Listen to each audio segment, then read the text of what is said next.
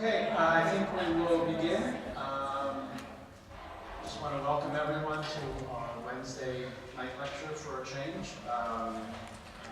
We are very pleased to be able to have with us Gabriele Mastrigli, who will also be involved in a seminar that Francesco and Fosco and others concocted for tomorrow, starting 11. Should I officially announce that? Yeah. Oh, okay, all right. Not a secret, tomorrow 11. And I think Gabriele will also be here for Fosco's opening, so we get the pleasure of having you for a few days. I've been a fan of the writing for a long time, although I'm going to let Francesco do the honors of an introduction because Francesco hatched the plot, and I will allow me not to screw up all the pronunciation.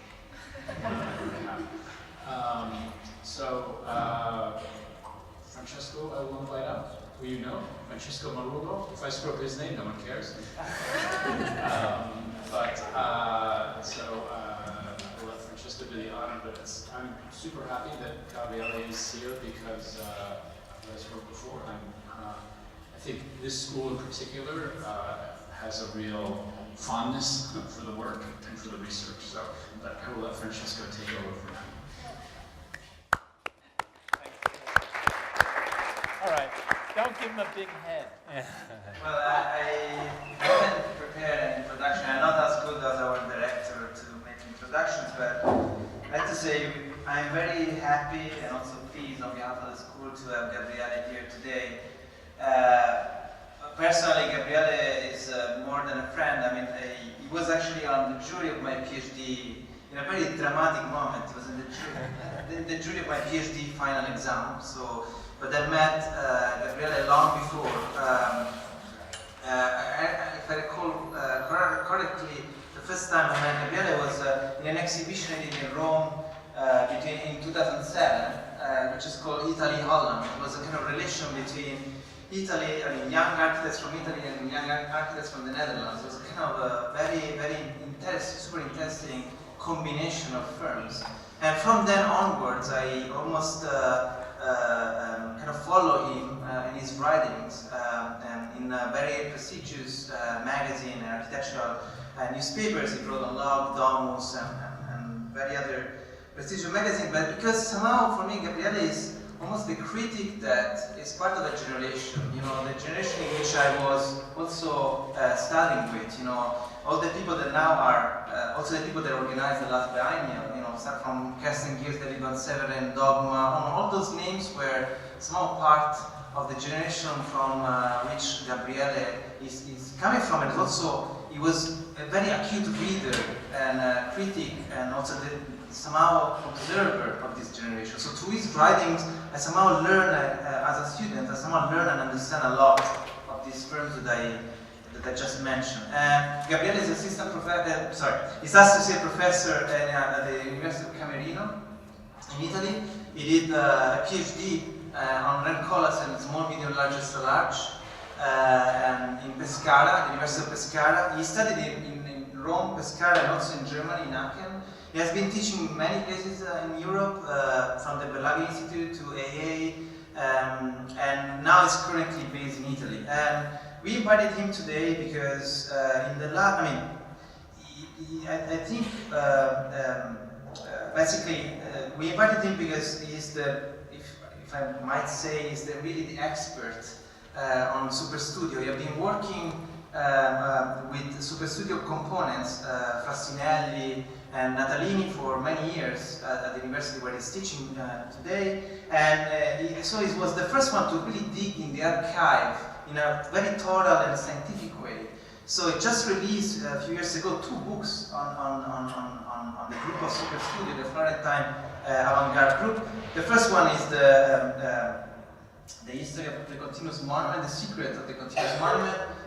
It's not yet translated in English. And also the last one, which is the most impressive one, is a sort of archival thorough work, which is called Superstudio Opere, which is an attempt to collect all their work through a very interesting archival investigation of the work.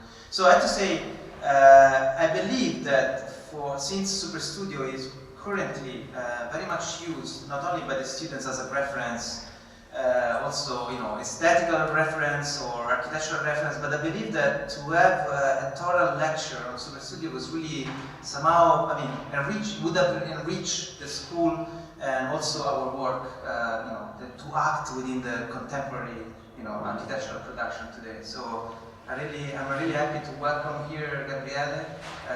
Thanks a lot.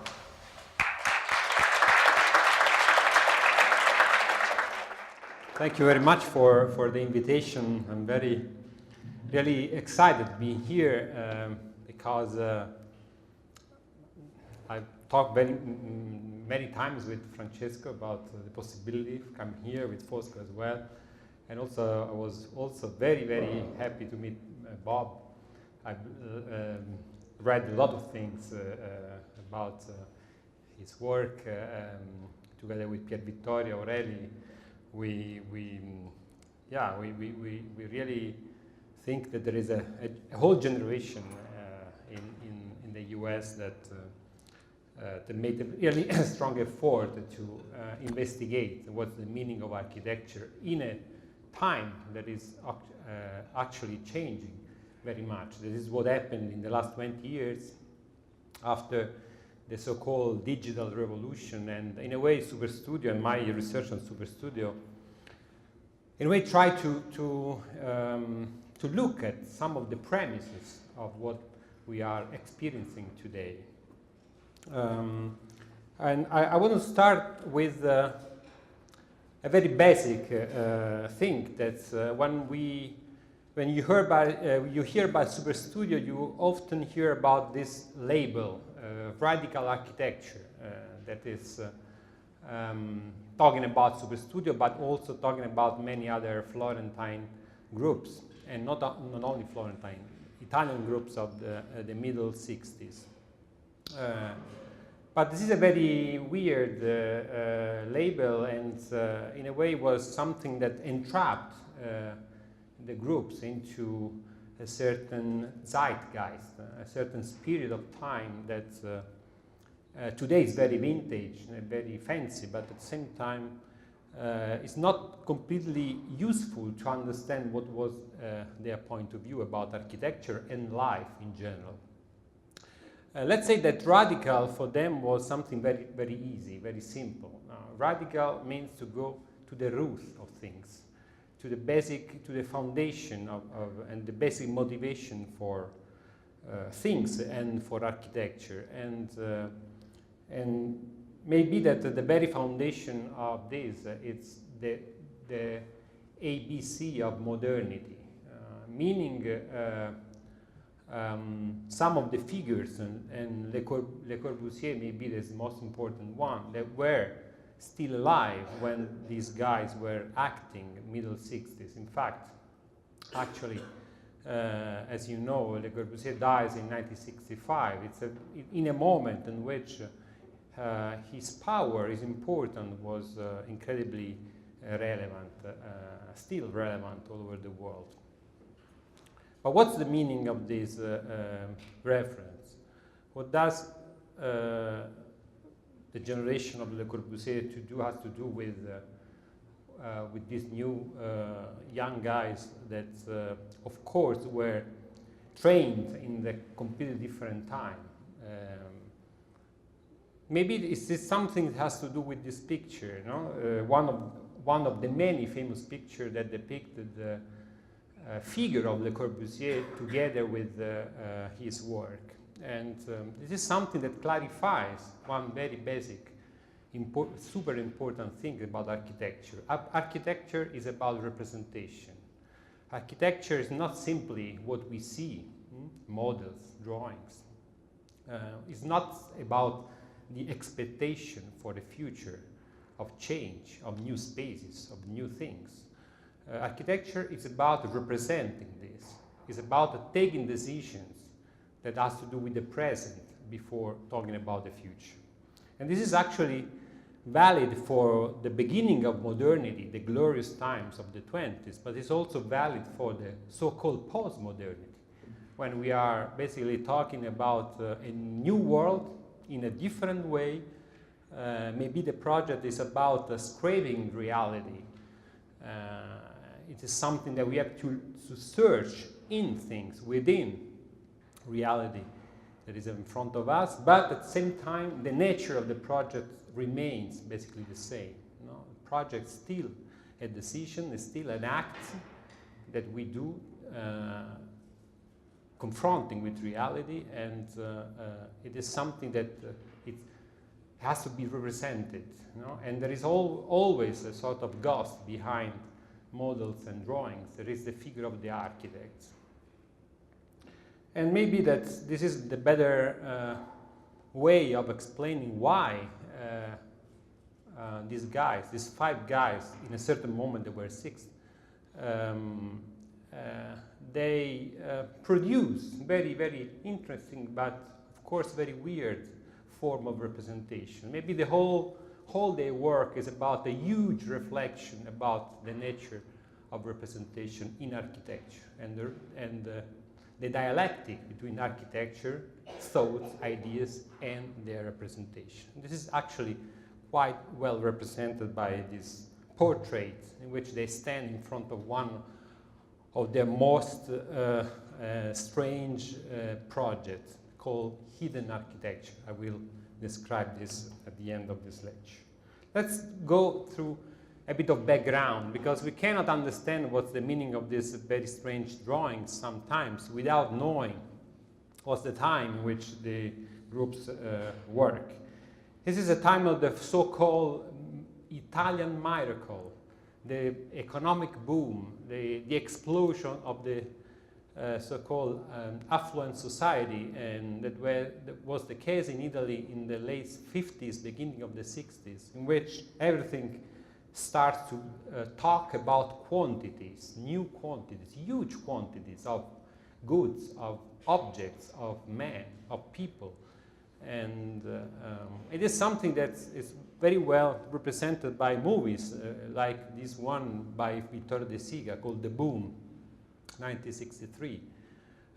This is a shot in Rome where thousands of new Fiat 500, Fiat 500s go to the sea, no? To the holidays. In the famous Via Cristoforo Colombo, originally the Imperial Street was designed under the will of Mussolini to connect the center of Rome with the EUR and then the empire, and were transformed into glorification of the consumer society. But at the same time, it's time in which those quantity become relevant for architecture, not in terms of quality of beautiful buildings, but just in terms of speculation, real estate speculation. Architecture starts to become the most important mean to make money, exploitation of land, of properties, and this is the very famous Francesco Rosi Hand Over the City, same year, 1963. And the story of the beginning of the illegal world, that's unfortunately is very famous in Italy still today. You may know that in Rome 30% of built houses are illegal. Can you believe it? It's real. And this is actually also a very specific period in which the main industry in Italy is the automobile industry, the Fiat, Fabbrica Italiana Automobili Torino.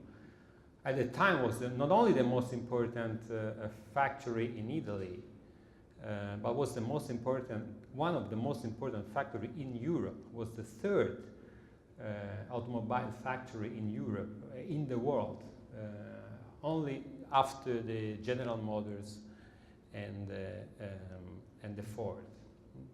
And this was actually something that had an incredibly relevant effect on the Italian society. We perceived, represented very well by this new invention, the mini car, the 500 car, that was, of course, produced but also consumed in Italy in a very Fordist way, in which the same people that are building and working on the factories they were using the small car for holidays, for living in the city. So this is this dialectic between production and consumption, but at the same time, what is production on the right, on the left, can be production of needs on the right side, induction to consumption that was actually as relevant as the physical production of goods. So the advertisement, in a way, it's a quite good representation of how the system could work very well at the time. But of course, this was not completely without conflicts. Let's say that the counterpart of this incredible growth and richness was also, and inevitably, the condition of the workers in the factories. They were the condition also the people that live in the same cities. In Turin, for instance, was the headquarters of the Fiat factory, was a huge city factory, basically, with most of the people basically working in one single system. And what is interesting in this kind of protest that characterized Italian society since the beginning of the 60s, so we are talking about far before the revolution of the 68, was the fact that this protest was not simply regarding the workers in the factory. It was more, in a way, something that has to do with the whole society.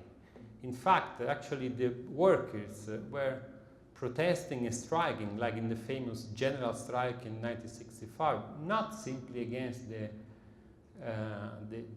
factory, the Fiat, the Fiat owners, but were striking also against the unions, against the political party that was supposed to support them, the Communist Party.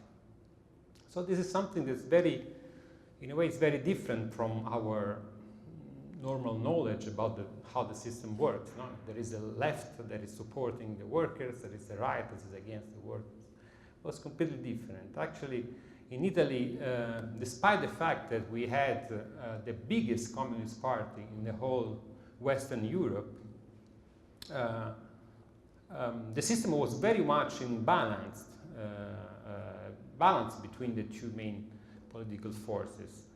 And the result was that most of the workers had to fight, not only they don't want to fight to have better working conditions. No, they want to fight to really change the system, to fight against the very basis of the way they work and they used to work in the factories. That produced a strange effect that were very, very relevant in the whole society. Workers were supported by students, by normal people in their protest. And always in Turin, in 1962, there were the famous riots in Piazza Statuto that lasted 3 days, in which the whole city turned into a battlefield for basically for what? For people that were fighting against the police. They want to be recognized, basically, we could say, really being recognized as a social class, as someone that had rights, but at the same time that they wanted to defend the possibility of acting in a different way. What happened in the school at the same time? It was times really different from today's. Schools, universities, used to be very small places, no? With very few people. It was like today, being in the high school, and all people know themselves. They have a very strong life together. They used the system was technically the same one that originated in the fascist period, with a very, very hierarchical structure, which professors talk from a stage, and people, students used to attend lessons in spaces like this. There was nothing of the typical laboratory system that we are used today, and that was, of course, founded in the Bauhaus in Germany and then transferred in the US, but was something that was not active in Italy. That was happened in the beginning of the 60s, that students start to fight to have the possibility to study in a different way. And architecture was this very, very peculiar field, because what students wanted to obtain was the possibility, for instance, of working together. That was something that was not possible at the time.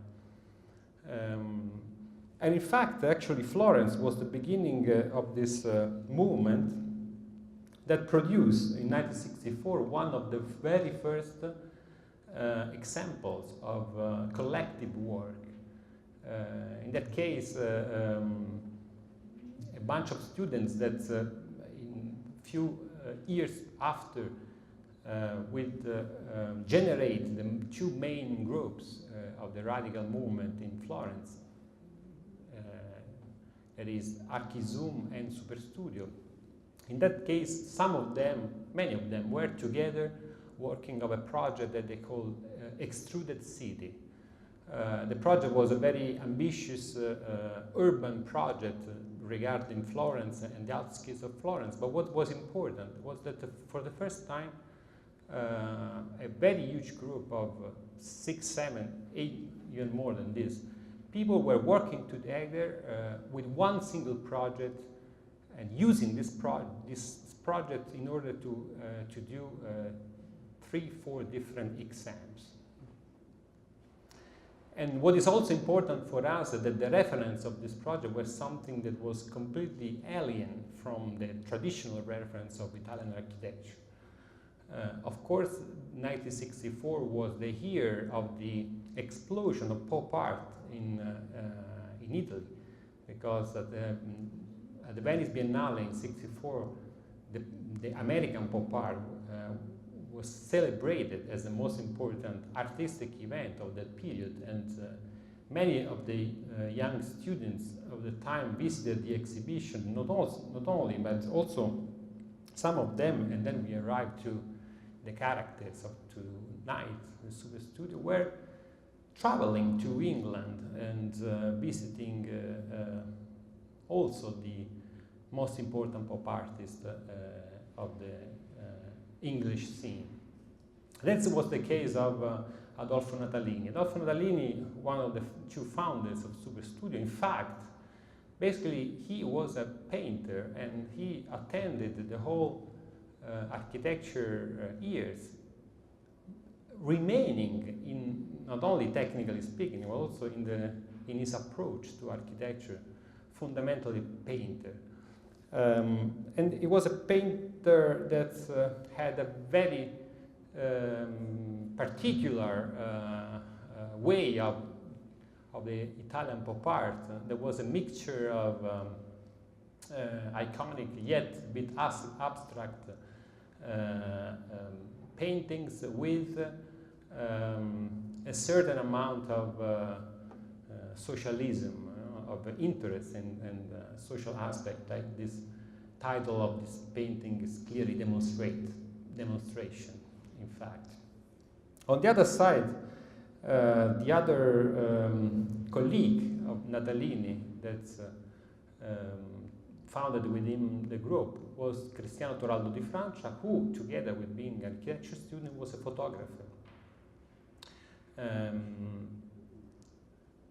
Interested in many fields of photography, and also in order to make money to maintain at the university, taking shots for fashion magazine like Vogue, but also working as a sort of bricoleur in some experiments that were in the middle between design, art, and something like this strange objects that he calls rings made by plexiglass. It was one of the new materials of that time. But in a way, the project, so to say, was not simply the object themselves, but also the way where they were photographed and the whole image that you see in this picture. One important thing of the idea of Superstudio was inevitably the idea of the group. This is also something very, very new in Italy. At the time, the architecture groups didn't exist, more or less. Of course, there were some groups that were active in the previous years, like the BBPR, but they were more, in a way, just individuals working together. So the idea of the groups comes from another source.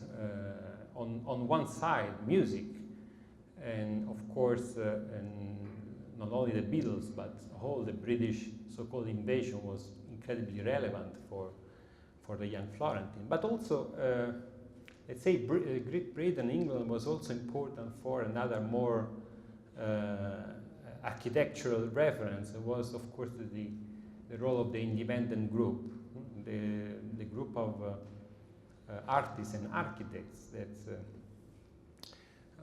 were at the base of one important turning point in European architecture in the 50s. And you may recognize the famous picture depicting Ellison and Peter Smithson together with the artist the pop artist Eduardo Palozzi, maybe the inventor of pop art in England, and the photographer Nigel Anderson. Maybe that these three figures, the two architects, the artist and the photographer, in this unconventional portrait in the middle of a street, yet sitting on very designed chairs. It's an interesting reference for what we are going to see in a while. And this is actually the first appearance of the two groups, that in fact you may see that they are in a way trying to represent themselves as pop groups, maybe music groups. In reality, these two very glamorous pictures were taken by Ugo Mulas, a very famous photographer in Italy, also because the two groups appeared for the first time in Vogue Uomo, Men, Vogue magazine, so a fashion magazine presenting their brand new furniture design objects that they have designed in the previous years, but in a way presenting themselves as groups, as something in between an architecture firm and a sort of pop star groups. And in fact, that was the case of their technical preference. On one side, we have already talked about Le Corbusier, that we have to remind that was exhibiting in Florence. One of the very last exhibitions in his life was in Florence, in Palazzo Strozzi in 1963. Very huge exhibition, which Le Corbusier was given the key of the city by the mayor of the city, Ugo La Piedra,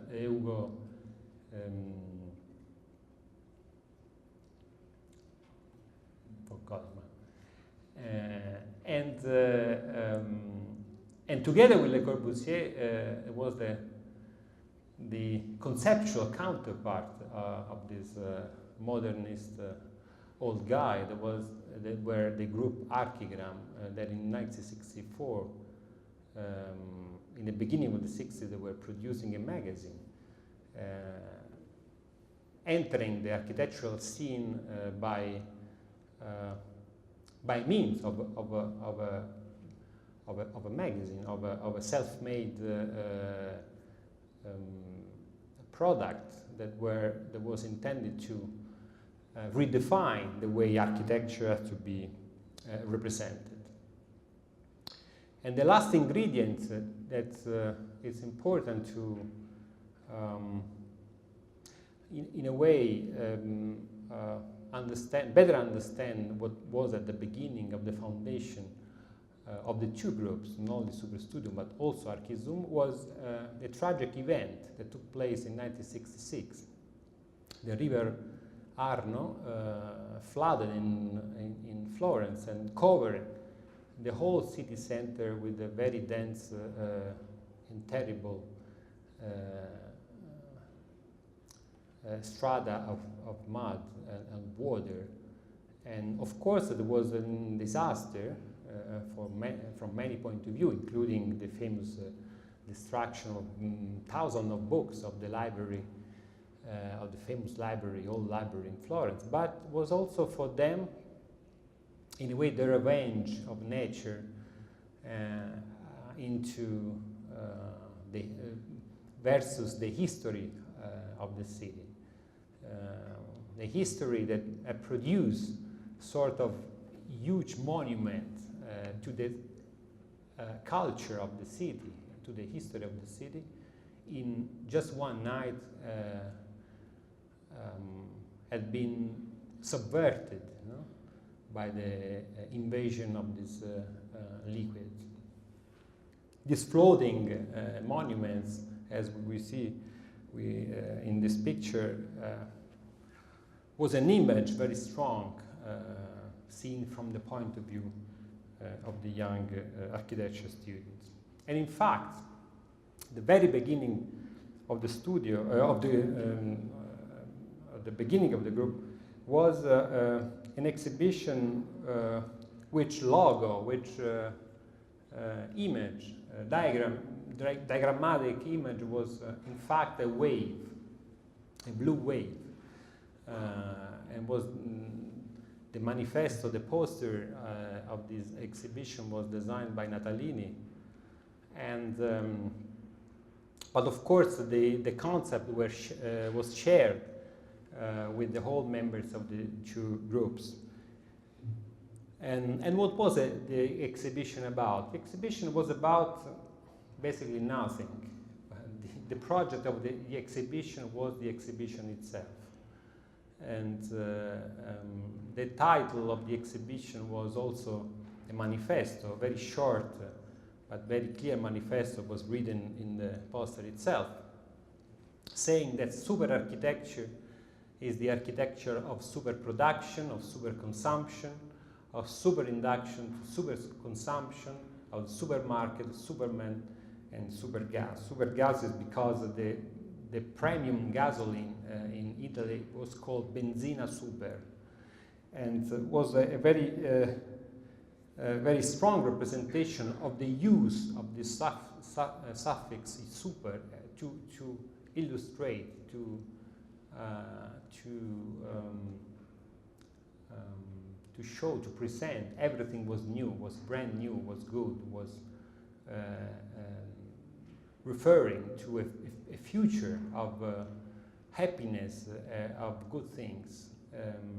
But when you enter this, the space, the tiny spaces of a very small gallery in Pistoia, a city nearby Florence, you couldn't see anything but strange wooden and cardboard objects with no functions, without labels, without captions, without anything.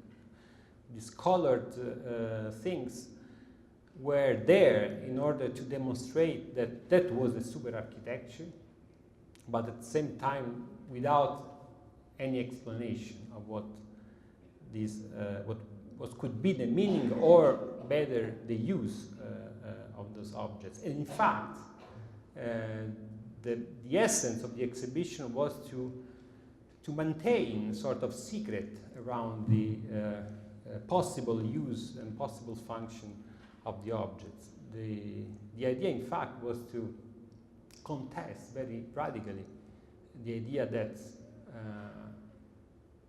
forms, as it was typical at the time, had to follow functions.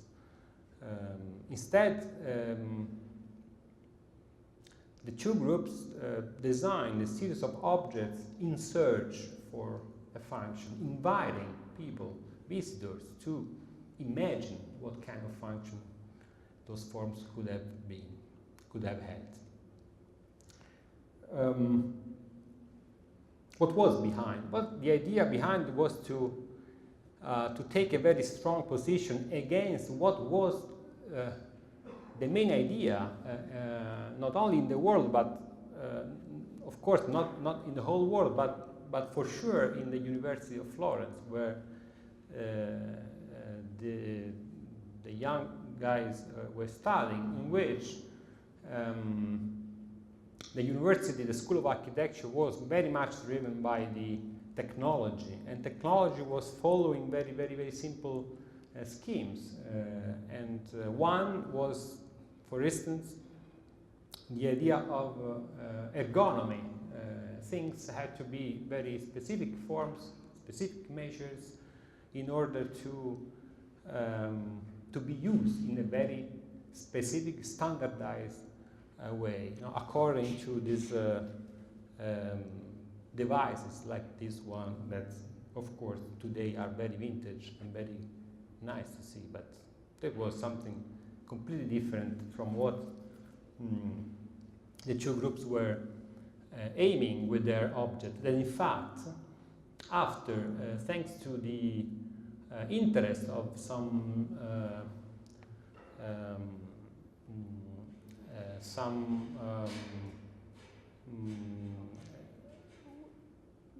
firms that seeing these objects imagined a possible technical life for them, invited the two groups to transform those objects into real furniture design. But instead of simply designing the final form of some of those objects, that in fact was the case of some of those lamps, most of the time, and that was the case of Superstudio but also Archival, the group spent energies in inventing stories about these forms. That was something very, very strange, because at the end the final product was stuff like that, a lamp, but in their minds this object was not simply a lamp, was the story of a lamp, and a story that can in a way continued by the people that could have one of those pieces, and in fact by interacting with the piece itself. This is a very simple mechanism with a series of plexi strips folded in order to be kept by these center elements, and that you can, in order to move them and transform into very different forms. The idea that objects need to be manipulated in order to reveal their nature was also the case of furniture design that typically is imagined to be very stable, like a sofa. A sofa is something that's, especially in the 60s, before the invention of the foams, the very soft foams. This sofa armchair and sofa was one of the first to be built entirely with this foam, without any structure, without any solid structure. And by using just foam, you could really interact with the form of the armchair, of the sofa itself, folding it, changing it according to the position of the body. As you can see in all this picture, you see people, and these people are the group themselves. They used to take portraits, basically, of everything they were doing, and not just because of a needs of recognizing themselves, but exactly because at the very basis of this very quick research about nature of objects, of things, because all these things were done in very, very few months, I could say, in the span of 2-3 years altogether. The idea was to check what is happening to the architect while he is doing those things. They didn't perceive themselves into a production chain, like in the factory, in which you are the designer. You need to the owner of the factory asks you to design a furniture, things, whatever, a sofa, a chair, a table, and then you do it, and then these things is put into production, and then was basically the other way around. No, they invented the story, and they went to they used to go to the owner of this factory, and this is from Poltronova, very, let's say, a very basic way of putting things into production. And then the process was actually about checking if this idea could have a second life, from the paper to the physical reality of things. Sometimes this happened, some other times not. And this produced, in a way, a kind of approach to the idea of being architects, that in fact,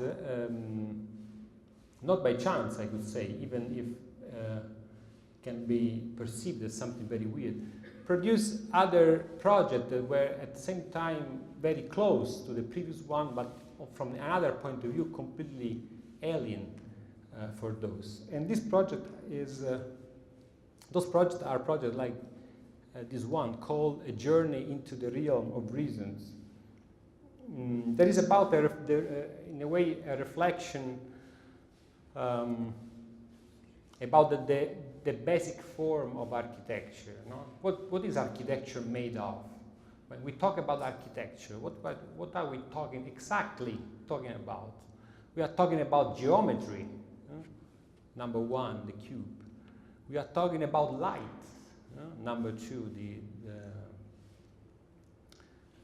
we are talking about air, atmosphere, and this is the cloud. We are talking about symbols. Geometry doesn't mean necessarily. Geometry is a way of putting rules. But we are talking about a very specific geometry, very specific form that has a symbolic nature.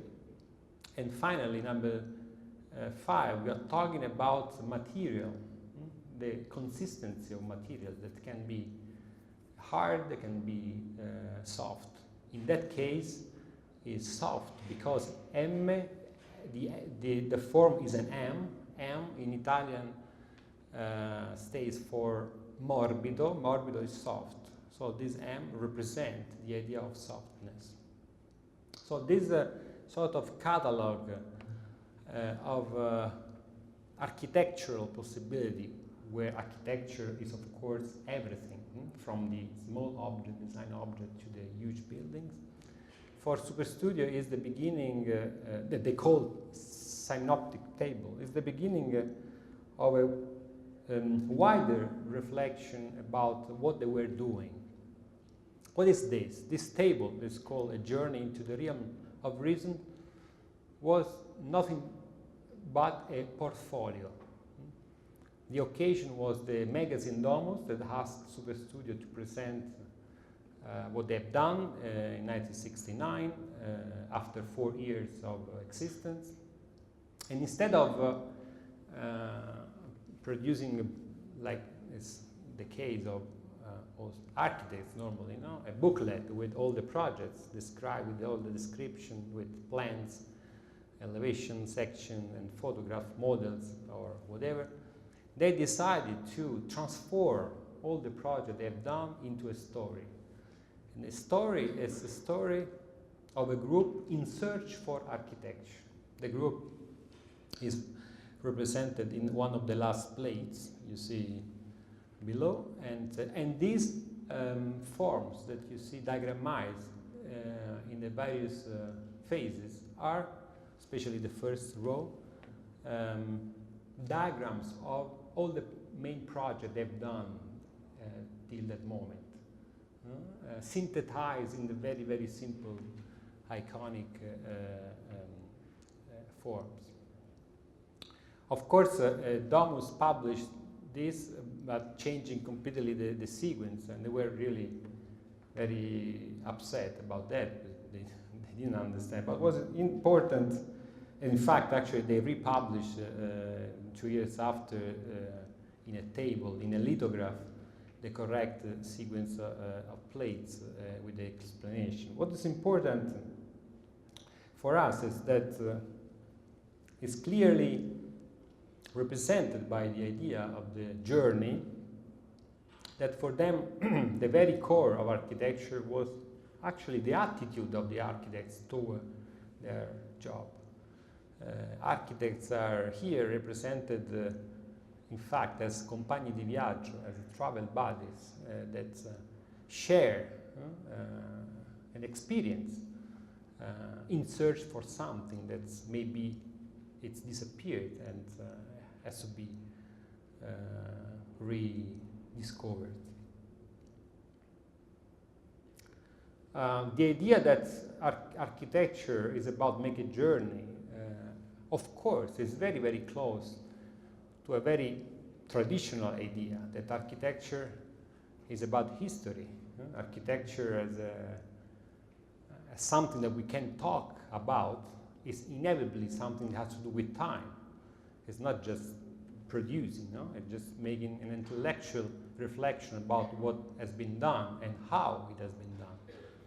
And of course, this is typically the case of the history that we have to remember that in the 60s, the history of modern architecture was something very new, in the sense that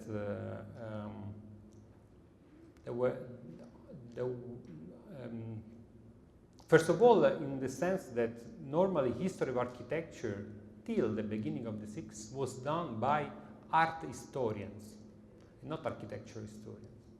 So it was done with in a way, with a point of view in which what is meaningful is the style of architecture, the form in terms of a style. Exactly is the case as it was the case.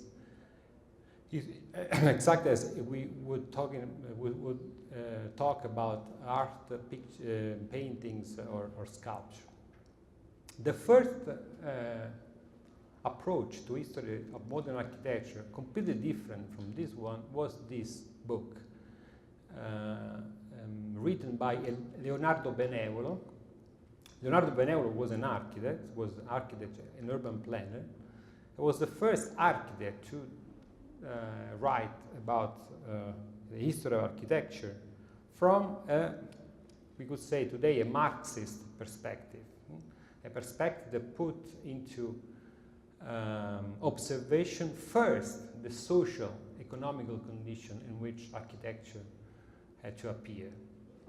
In fact, the whole book, it was a very beautiful book actually, one of the very first books with a lot of photographs made by this very famous Italian publisher house, La Terza, was full of pictures that, technically speaking, was not talking about architecture. No? They were more talking about, let's say, the condition all around, like, for instance, industrialization. The caption of this was "Two views of Cocktown." You know, Cocktown is the famous Charles Dickens imaginary place, no, that represent the Industrial Revolution. Or images like this, talking in pages and pages about the importance of the machines. We cannot talk about modern architecture without talking about modern machines and how this modern machine changed the way we perceived our physical environment. And the most important building ever, according to Benevolo, in the history of modern architecture was a building, the famous Crystal Palace in London, that was actually the less architectural from the stylistic point of view that we can imagine. It was not done by an architect, because Joseph Paxton was, as you know, a gardener, an English gardener, who was interested in cultivating bananas, and that's why he invented these greenhouses. And even in a way, the goal of this building was not, so to say, architectural. It was a temporary building for the Universal Exhibition of London in 1851. So it was basically a very neutral building, a stage for hosting all the goods and things that have to be visited from people from all over the world. But the building turned into being one of the biggest buildings ever built, but with this controversial quality of ephemerality. The building was dismantled from Hyde Park and rebuilt in Sydenham the year after the exhibition, and then was abandoned over there until he was destroyed in a huge fire in 1936. But Benevolo recognized immediately the importance of this building in the logic of modern architecture. Mass production, the invention of very simple pieces that can be repeated in series in order to produce very efficient, huge spaces, very modern spaces. Another champions of modern architecture, according to Benevolo, again another figure very, very far from the official tradition of modern architecture, was William Morris.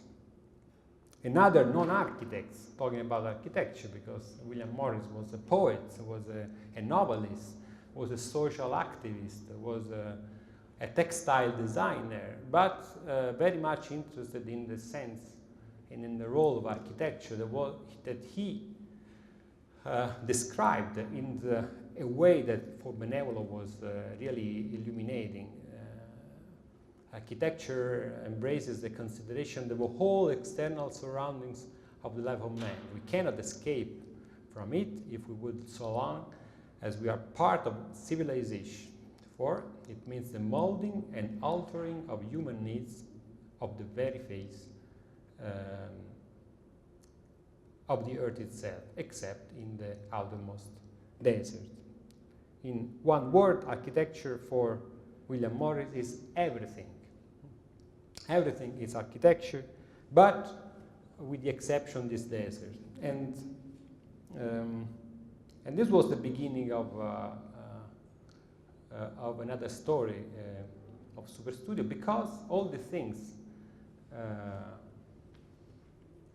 Benevolo was part of Benevolo's lessons at the University of Florence, lessons attended by the Superstudio guys and the Archisum guys. Imagine what kind of effect could these courses have in the contemporary approach to to architecture, to the problem of architecture, so to say. And in fact, right after these lessons, they started imagining stories about objects appearing in the desert, exactly in the desert that, according to Morris, was out of the scopes of architecture. And they started to imagine that the desert was, in a way, exactly the dark side of modernity, you know, the places in which we could test, you know, our thoughts about living, about existing, about inhabiting. And this series of drawings and collage are really, really interesting. No? The title is very interesting, Furnishing the Desert. What does it mean, furnishing the desert? It means that we don't need a specific space in order to produce objects, furniture objects. We don't need a living room in order to produce a sofa. We don't need a bedroom in order to design or imagine a bed. In fact, all these functions are inevitably exploded, no, in contemporary times, and we can sleep wherever we want, and we can eat wherever we want, and so on. And so basically, our condition, contemporary at the time condition, is in a way metaphorically a desert. But that doesn't mean that we have to renounce to the idea of design. Instead, we have to face, confront this condition, accepting that we cannot other than furnishing the desert. Deserts are, for them, also the bourgeois interior spaces, in which the spaces of the Italian houses and homes in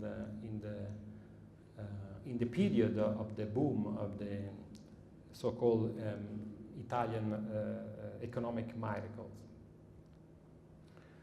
And all these drawings that not by chance see as a protagonist the group itself, like in the upper image, are talking about objects that are there, as they say, to illuminate the mind. No? Mental objects, they call this furniture design. That's, of course, it's not simply something at the scale of the traditional furniture, but it's a scale that starts to become bigger and bigger and occupy more room. From this weird furniture design originated a series of objects that Superstudio called the architect's tombstones. What does it mean? In a way, objects that represent a sort of catalog of forms that covers all possible use that we can imagine for our necessity, our needs. A catalog of elements that in their ideas should solve all the problems of architecture once forever.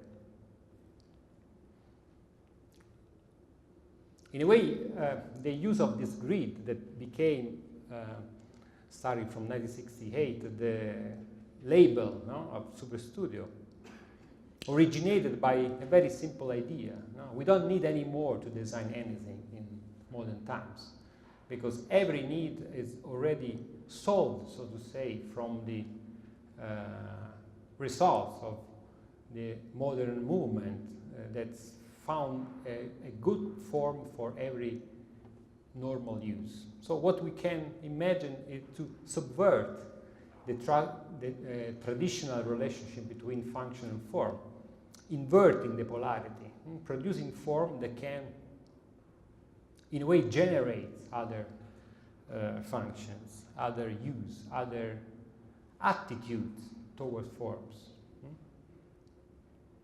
This is the title of this is Day and Night. The same objects one of the prototype of this, what they call histogram of architecture. They can remind a table, no, upside down, is turned into a place for eating and sleeping according to what we need, how we. It's evident that the function of living, of sleeping, of eating is not evidently not the core of the project.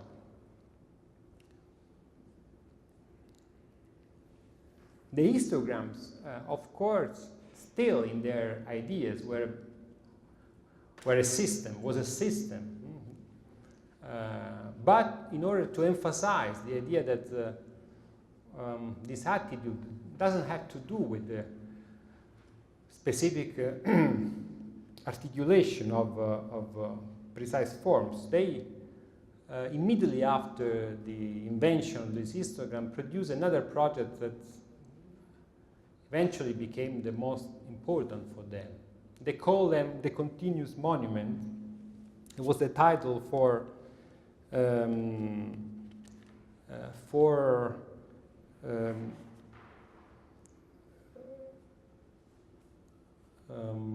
a system of occupation of the whole world by means of one single material, one single element. They designed this, they produced this idea invited by an exhibition in Graz, and the title of the exhibition was Architecture and Freedom. It was an exhibition of art and architecture together. For the exhibition, they designed a small pieces, a room that, according to them, was a fragment of this system. And then they wrote a storyboard for a film, imagining the appearance of progressive appearance of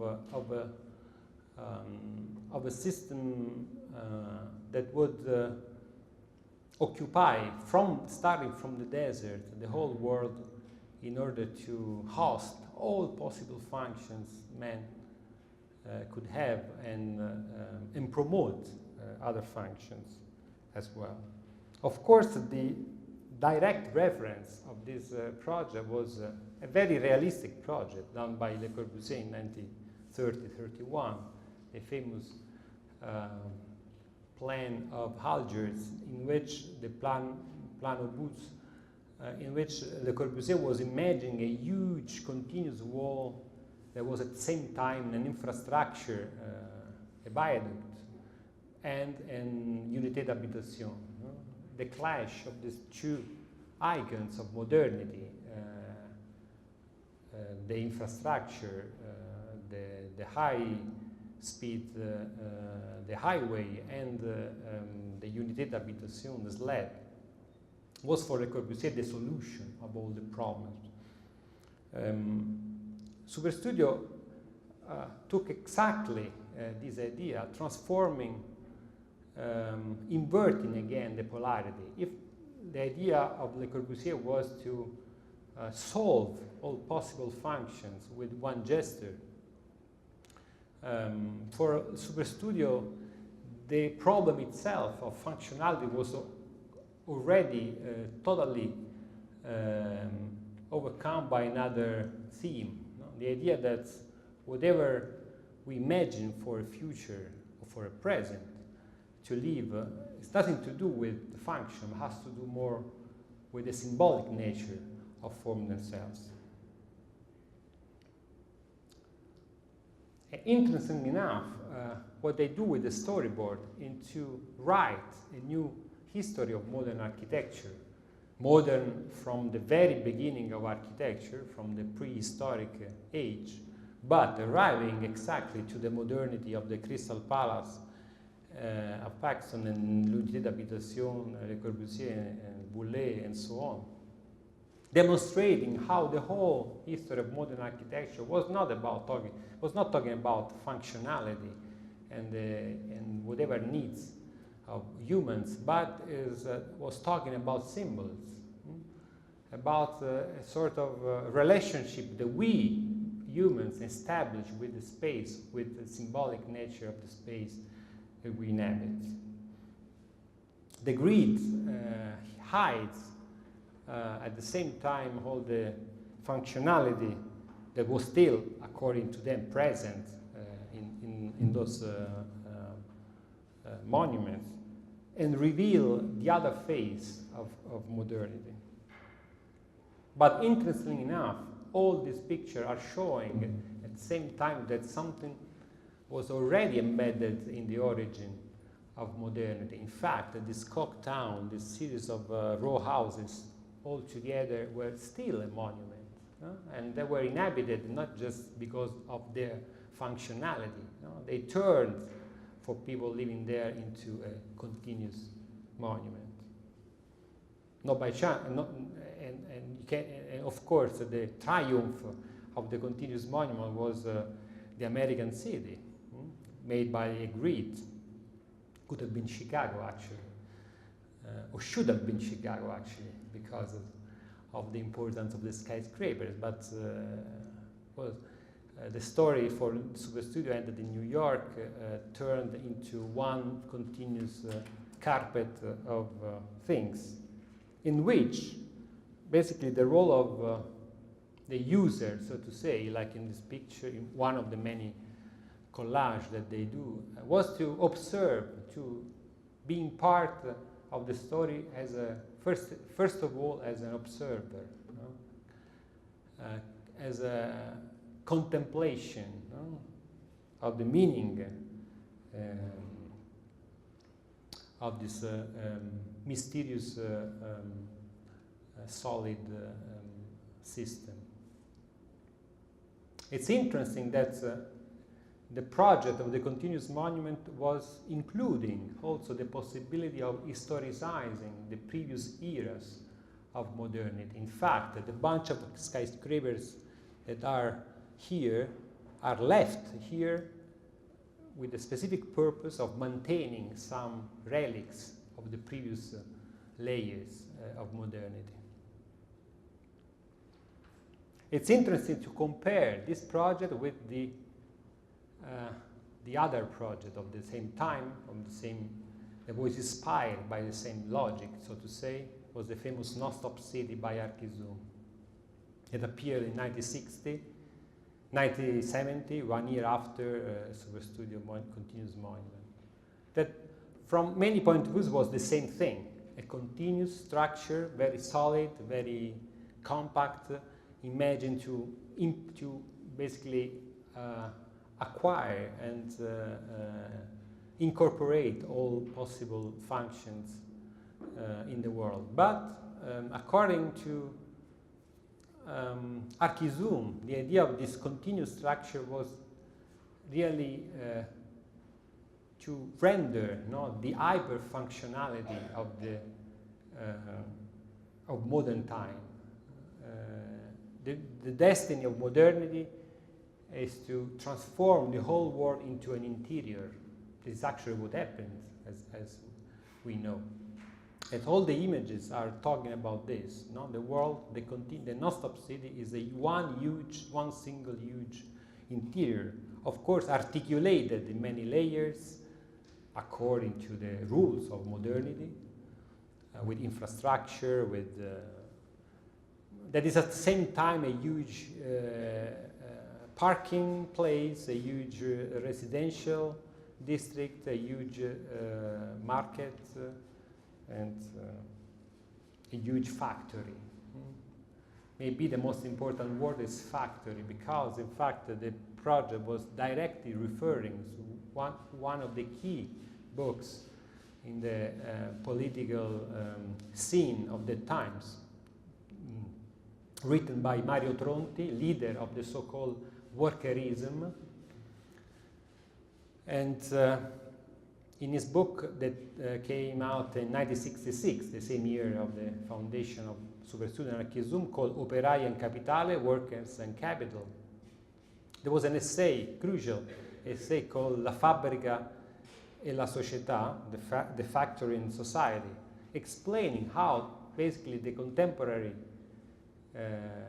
factory is the society itself, because the real goal of capitalism is not the production of goods, it's the reproduction of the working force.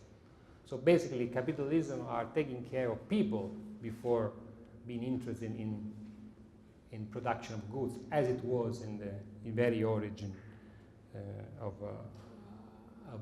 capitalism. So capitalism in the 60s, of course. And it's interesting that from that point of view, if this logic applies very, very well to the ideas of the non-stop city, there was a huge continuous factory. It applies also, I guess, to the continuous monument, in the sense that in the continuous monument, all ideas about production are in a way overcome in terms of transforming production of goods, production of even of services, into production of relationships. There is one single image of the continuous monument describing an interior, a possible interior of the continuous monument is this. This sort of postcards from the Taj Mahal redesigned in order to be a huge interior, not the Taj Mahal, but the arrival to the Taj Mahal. Imagine as a huge interior, a huge crystal palace in which basically people are there to arriving as a promenade towards the monument. What is this image other than, if not what happens in all museums today? What happened originally in the Crystal Palace and what happens today in whatever airport, in which tourism moves huge masses of people that are looking for something, and they produce actually a huge economy. Last project on the show is in a way the other phase, after the continuous monument. It's called Supersurface. It was done only 2 years after the continuous monument. So everything we are talking tonight was happening in very, very short period. Supersurface was a project that was inspired by the participation to a very important exhibition, the biggest exhibition ever done by the MoMA in New York until that period. It's called Italy, the New Domestic Landscape. It was a celebration of Italian design, furniture design, in 1972, a celebration of what happened during the 50s and the 60s in Italy with all the masters of Italian industrial design, Achille Castiglioni, Zanuso, Sozzas, in which a bunch of young designers, the radical ones, were invited to propose what, according to Emilio Ambaz, the curator of the exhibition, had to be an idea about a contemporary environment. Environment was a key word in the 60s, of course, because it was the idea that was possible talking about interior spaces by getting rid of all traditional typologies of rooms and in traditional architecture. So architects were invited to produce this, to design these new environments. But the Superstudio, instead of producing a real space, again in an exhibition full of objects of all sorts, occupying not only all the building but also the courtyard of the MoMA with these rooms, they made a reflection about the significance of living in today in the 70s in a global system. No? Of course, the idea was inspired by the fact that they were asked to make something for an American public, from a pretty European point of view, very, very European, very classical, no? From Florence transplanted into in New York in order to invent an environment. And what they produced was a series of collage and stories and narratives talking about how contemporary communication works. And they ended up making two things, an installation and a film. And both things were describing from two different aspects what they call an alternative model of life on the earth. And the title was Supersurface. The installation was a cube showing with a series of polarized mirrors a room that was reflected to the infinitum, at the center of which was this plug. It was imagined as a universal plug, something that can give you everything you need, from food to energy, from communication to everything.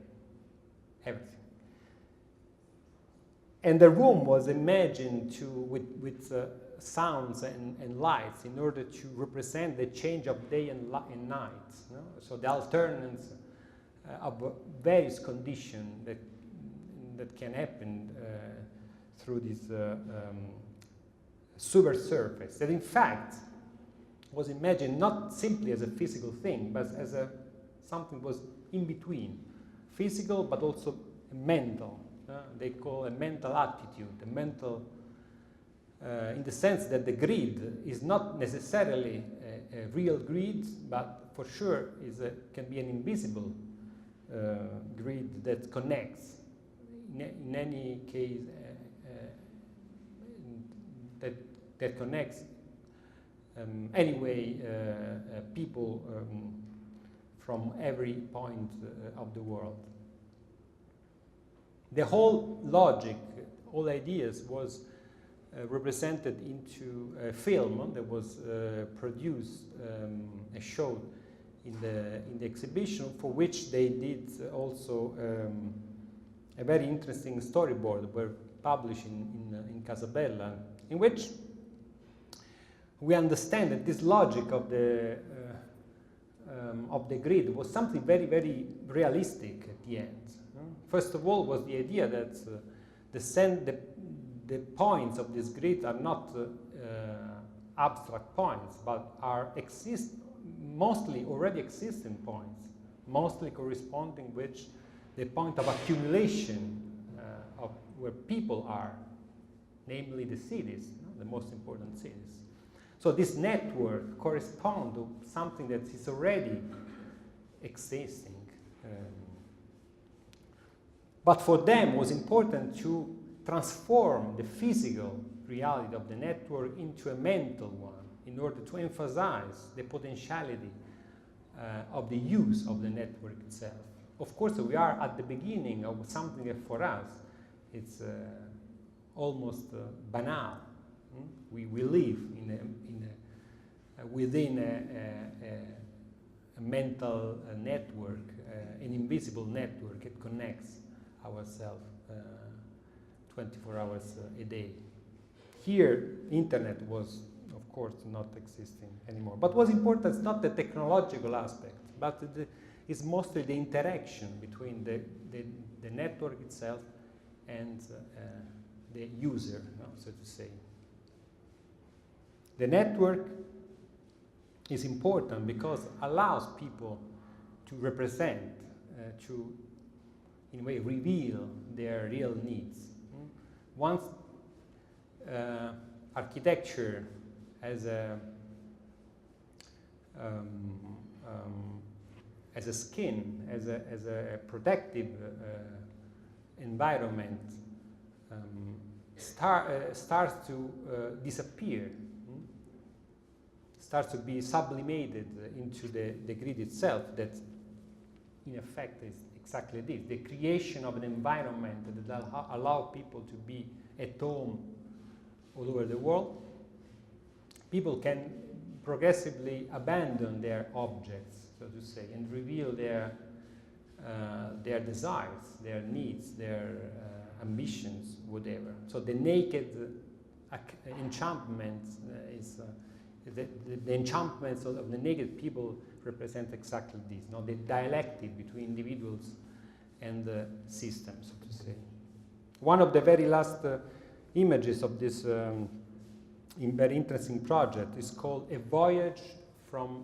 journey from A to B, meaning that the very essence of the grid is allow people to move. Of course, this is once again, there are ingredients of the very tradition of modernity, the promenade architecturale of Le Corbusier, read in a space that, of course, is not anymore related to any form, to any symbolic configuration of the space itself. But still, what is important is the fact that we are as humans there in order to move.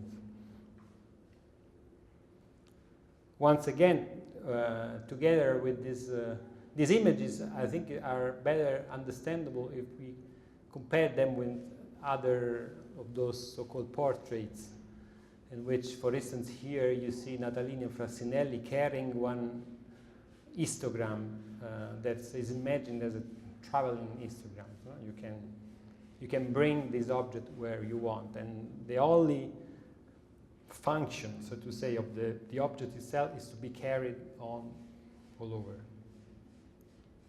Or, just to render in a more accurate way was the perception they had of their work. It's this picture representing them in what they call a landscape office, with all these tables done, of course, with their this squared laminate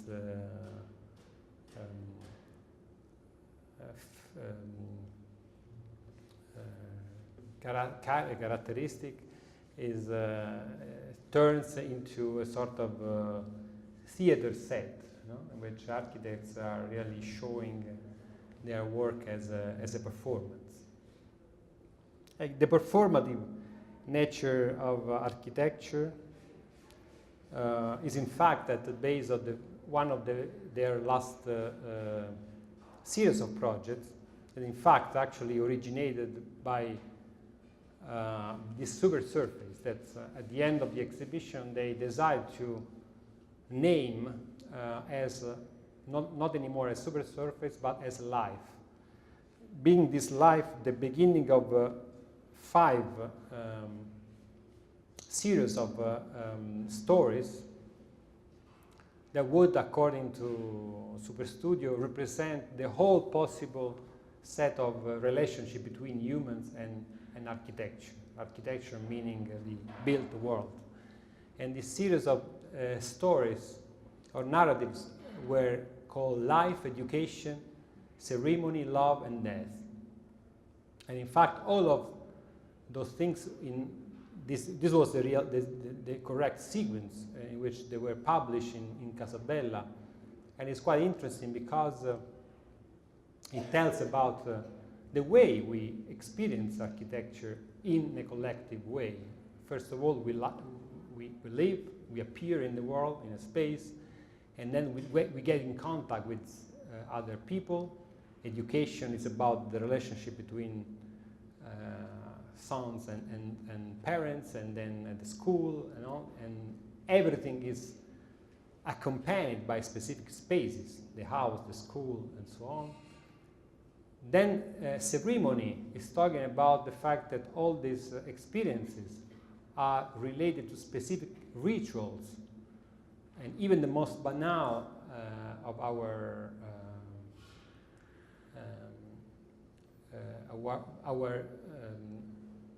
way of living in the space is about a ceremony, sleeping, eating, and things like that. Then there is love, the fact that all these rituals are basically animated, are pushed by what? By an internal needs of establishing an emotive relationship between each other. The very nature of relationship is love, no? Is emotion, and we know this very well, living in whatever social network. And finally, death, as of course the physical disappearance of the body, but also the necessity of celebrating the transformation into something. No? We know with Adolf Loos that architecture was built. The beginning of architecture is a tomb. No? It's a necessity of giving sense to something that is condemned to disappear. These stories produce a series of drawings in which at the beginning the grid was still existing, and then even the grid disappeared, transformed into just collage, mysterious collage, or just a collage in which traditional architecture, so to say, was turned into a completely different thing. This is very interesting. This is one of the most important collage of the series Love, in which the story is about a love machine. That is a machine that was intended to transform love that architects have for architecture into love for others, people. To transform architects into real people. And in order to do that, they imagined the Marina Bay building turned into a weird psychedelic machines that produce this effect. Or this last project related to death that was actually originated by a real competition, architecture competition, very famous one, the one won by Aldo Rossi for the Modena Cemetery, in which they decided to participate technically with a completely surreal project in which they imagined to, instead of designing a real cemetery, to invent a virtual cemetery in which all the information about the death could eventually be put into a huge computer that would actually give all this information to all people that would have been in contact with this computer through satellite system connected with special headphones.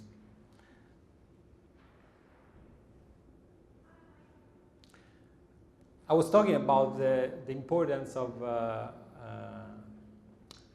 people, of the group themselves. In fact, actually, one of the very last representation of this series was, even if technically was not the last was this death, but one of the last projects was a film shooted for presenting the series of stories of a ceremony. And the film was actually very interesting because it was the first film in which Superstudio was the author of the film, but also the author of the narrative, of the scenography, but also the actor of the film itself. And the film was presented at the Triennale in Milan in 1973. For those of you who knows about that, was the famous Biennale of Aldo Rossi, the Biennale of the so-called tendenza, the Biennale of the return to the order, so to say, which Superstudio was invited at the same time in the Aldo Rossi exhibition and in the opposite exhibition that was curated by Ettore Sozzas and Andrea Branzi.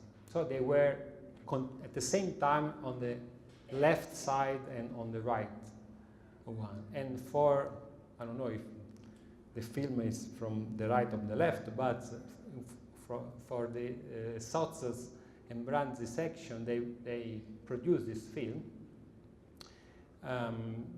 that render in a very, very interesting way what was their attitude at the end of this experience of the fundamental arts. An experience that produced basically the end of the group, or better, the beginning of the end of the group that's actually survived for some other years without doing so many things. So the film was really the idea of giving a last word to this role of this old reflection about what is the meaning of being architect, and the, so to say, sort of last chapter of modern architecture.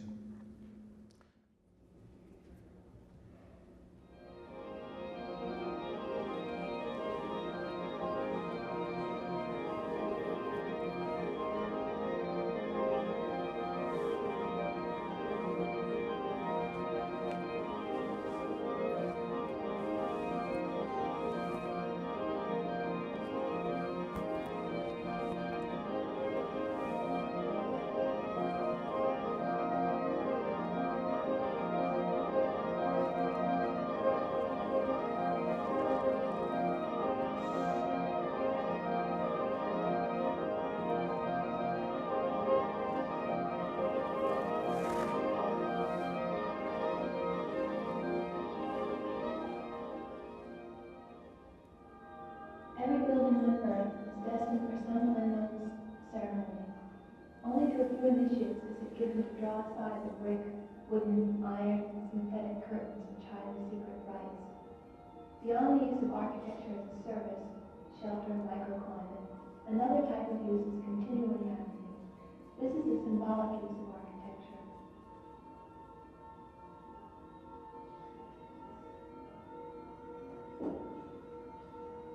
Architecture is a formalization of the symbols of knowledge, dominion, procreation, and immortality. Architecture is, thus, an iceberg hiding most of itself, as the innumerable services and technical apparatus that make it work remain unseen. So also do the rites and symbols that render it desirable and necessary, until suitable therapy succeeds in bringing human beings into harmony with themselves, with no more need for security blankets.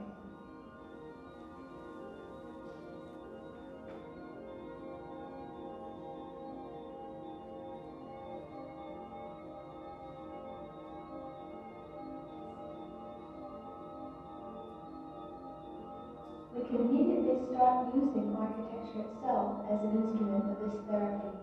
We can take architecture to pieces bit by bit and put it on the table until it is finally available for use, with no more mysterious tricks. We can furnish it with clearly visible labels so that all architecture clearly shows its hidden purposes. We can create such an enormous quantity of it that once and for all, we can create a disgusting satiety.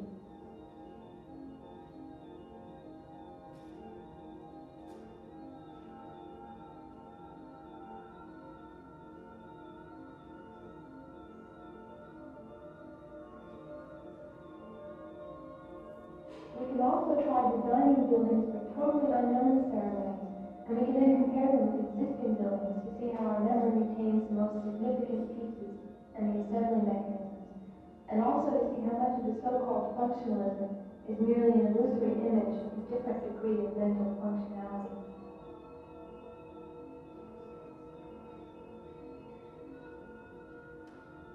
The point is, if I succeed in designing a mysterious building that could stir your emotions, would you not think that your emotion in seeing those buildings which you believe to be well known arises from the same degree of mysteriousness?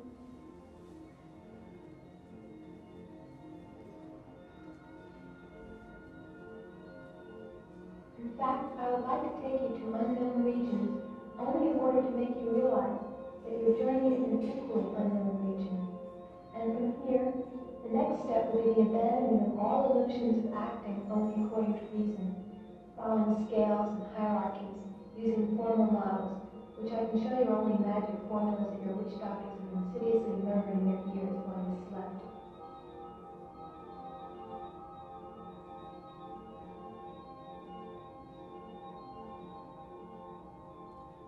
And beyond all illusions, we could try to build a reality for ourselves in which all ceremonies and rites are exclusively ours and could perhaps be very quickly forgotten.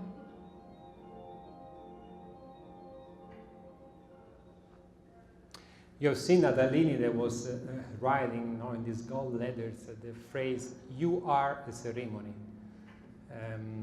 And this is, of course, interesting because it's the very sense, the very essence of this message. But at the same time, this inscription stays on top of one of these histograms. I think it's really the core of Superstudio discourse. We cannot get rid of architecture.